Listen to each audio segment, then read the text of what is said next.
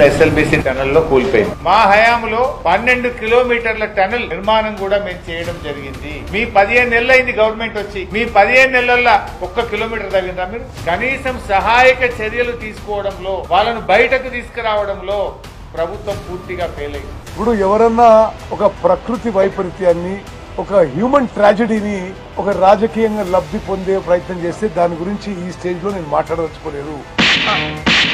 మేము మాట్లాడాలంటే Srisailam left bank power project పేలిపోయినప్పుడు ఎంతమంది చనిపోయినరు, కాళేశ్వరం టన్నెల్లో ఎంతమంది చనిపోయినరు, మేడిగడ్డ బ్యారేజ్ ఎందుకు కూలిపోయింది, అవన్నీ మాట్లాడాల్సి వస్తుంది. అది నేను మాట్లాడదలుచుకోలేదు.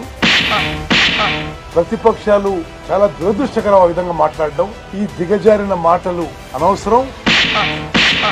దేశ విదేశాల్లో ఉన్న బెస్ట్ టనల్ ఎక్స్పర్ట్స్ మేము ఇక్కడికి ఆహ్వానించి, మేము కూడా మంత్రులను కూడా 24 గంటలు, సంఘటన జరిగిన 3 గంటల నుంచి ఇక్కడే ఉండి సూపర్వైజ్ చేస్తున్నాము.